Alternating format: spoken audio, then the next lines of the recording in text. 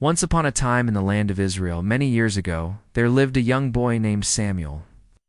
Samuel lived in the temple in a special room near the altar where the priests served God.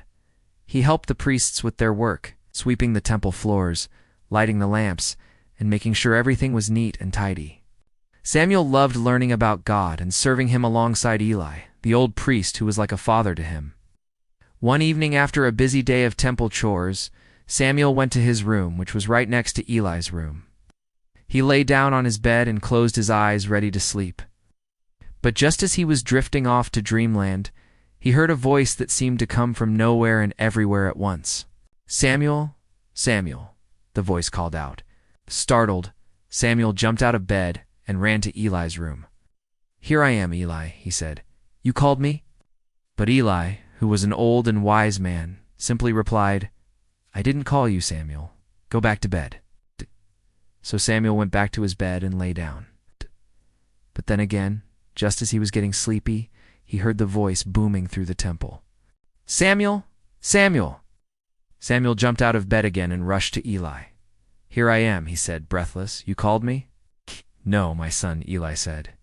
"You must be tired. Go back to bed." Samuel returned to his bed feeling puzzled and a little scared. He wasn't sure if he was just dreaming or if it was actually happening. But then the voice called out for a third time, loud and clear, "Samuel, Samuel." This time Eli woke up from his sleep and sat up in bed. He knew that this was no ordinary event. God was calling Samuel. Eli called Samuel over and told him what to do. He said, "The next time you hear the voice, you must say, 'Speak, Lord, for your servant is listening.' Do you understand, Samuel?" Samuel nodded, promising to remember. And so that night, lying in his bed, Samuel heard the voice call out one more time, "Samuel, Samuel." But instead of running to Eli, Samuel remembered what he had been told. He sat up in bed and said, "Speak, Lord, for your servant is listening." And just like that, God spoke. God told Samuel that he would be the next leader of Israel after Eli.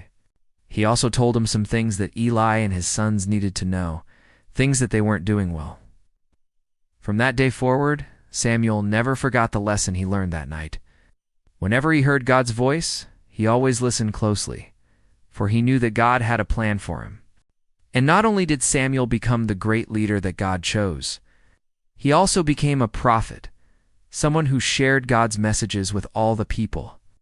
As for Eli, he continued to serve God in his own way until his life ended. And even though Samuel took his place as the new leader, he never forgot the kindness and care that Eli had shown him when he was just a young boy learning about God. The end.